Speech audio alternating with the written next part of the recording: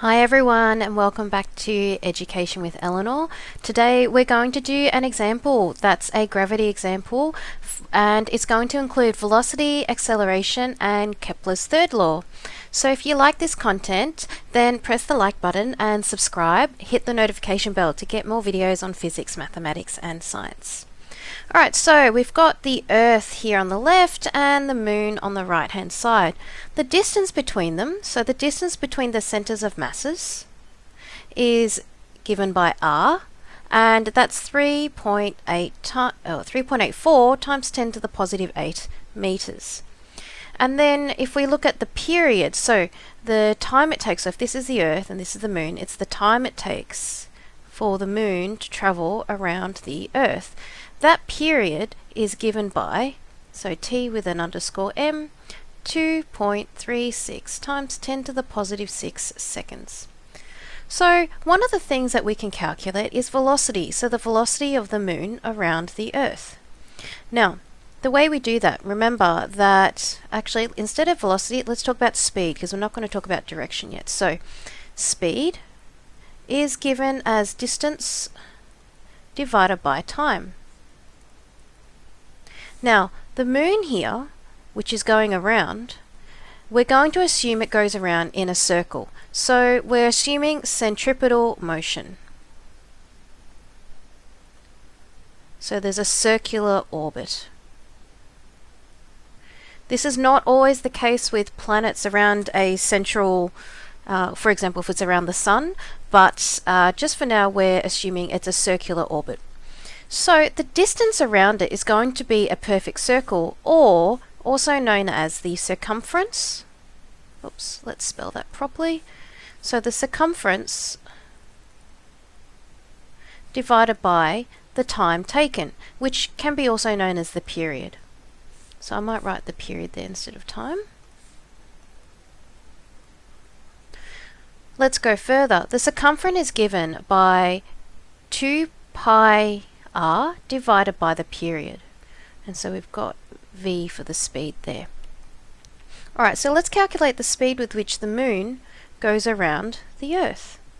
So it'll be 2 times the pi times the distance between the two centers of mass, which is 3.84 times 10 to the positive 8 meters, and when you put it into a scientific calculator, make sure you put brackets around the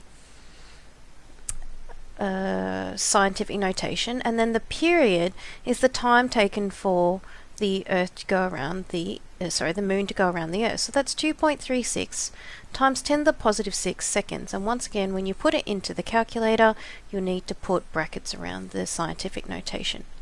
So the speed of the Moon is going to be 1.02 times 10 to the positive 3 meters per second. Right, so now that we've calculated the speed with which an object or the Moon's going around the Earth, let's have a think about the acceleration. Now, if we're looking at acceleration, remember it's going to be centripetal motion because it's in a circle.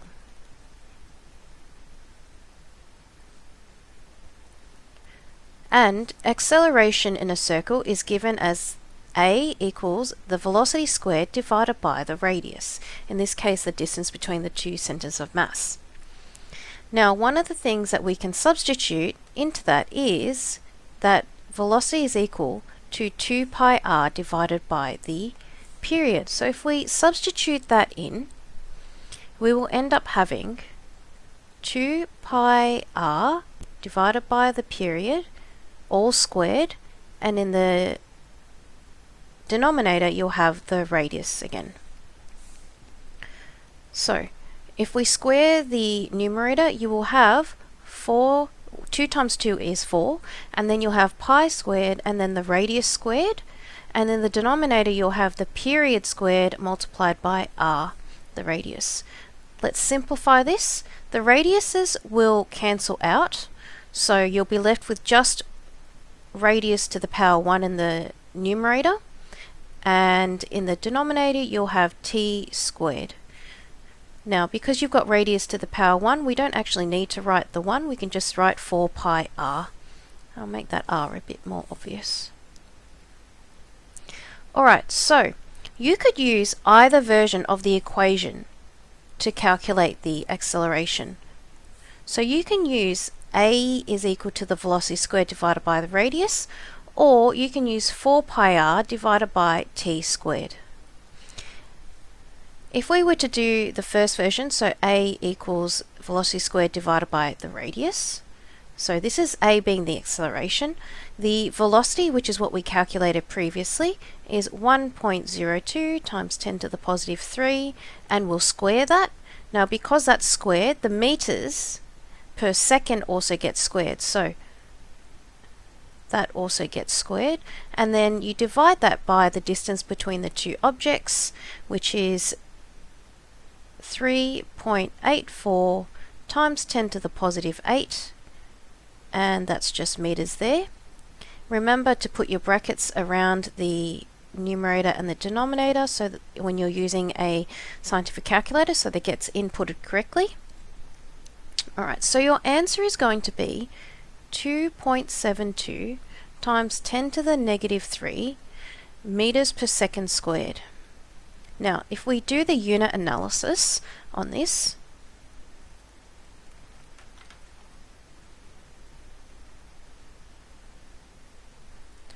and I'll scroll down just that little bit.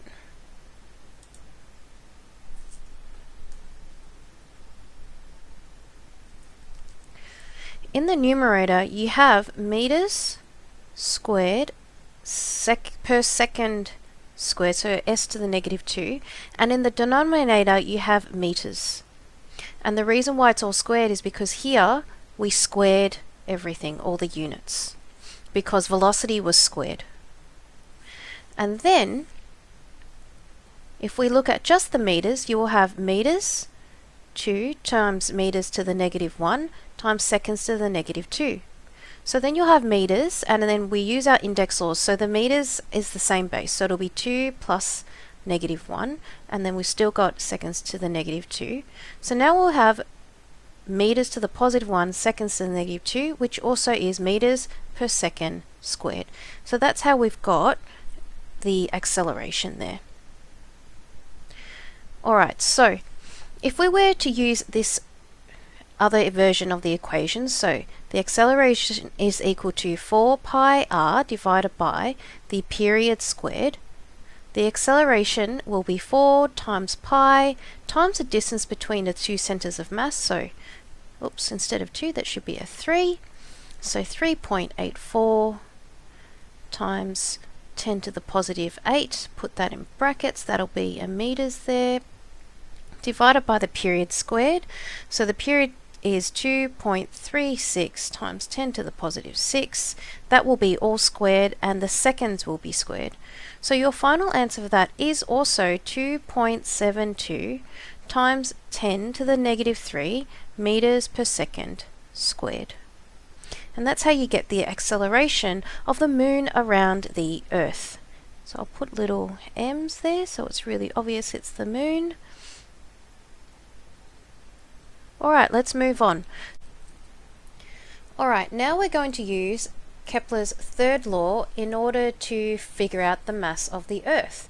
Now the first thing we need to understand is that Kepler's third law is the gravitational constant multiplied by the central mass that everything is rotating around, and then divided by 4 pi squared. And that equals the ratio of the radius cubed divided by the period squared.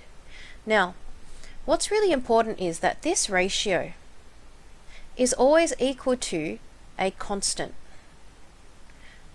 So the ratio of the radius cubed divided by the square of the period is always equal to a constant. That's something that Kepler found in his studies.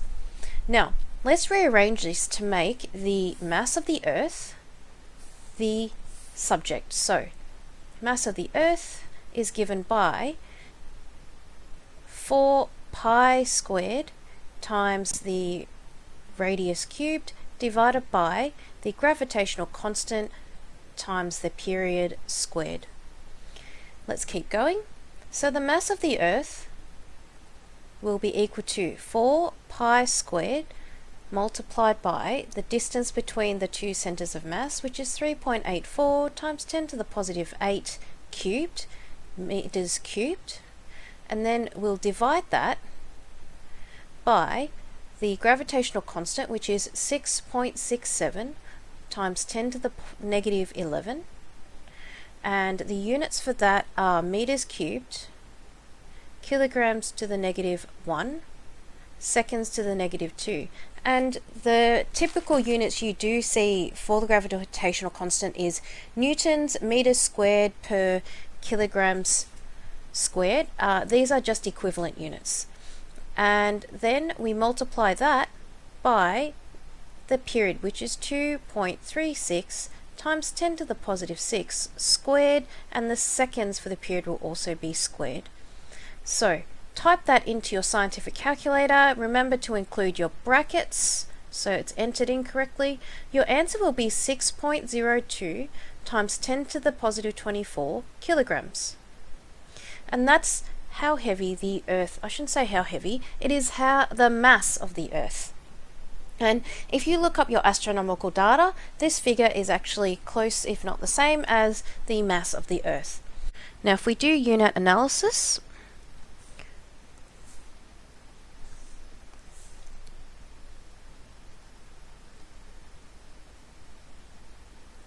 alright, in the numerator you have meters cubed.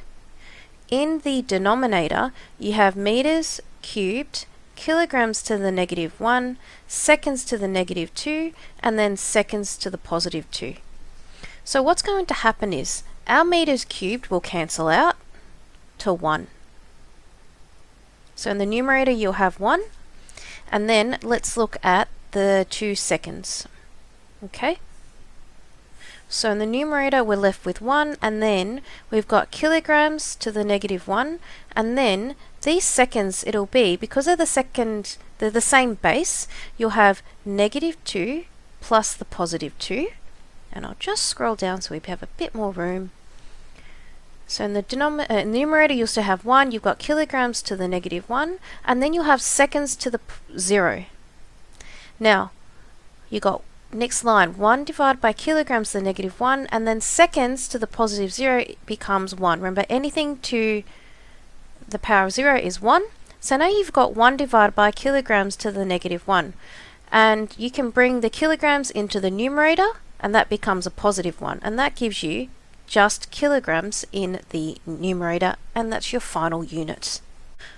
Alright, I hope that you liked this video, and we've learnt about gravity today, including how to calculate the velocity, acceleration, and Kepler's third law. If you like this content, hit the like button and press subscribe, hit the notification bell so you get more videos on physics, mathematics, and science. Bye!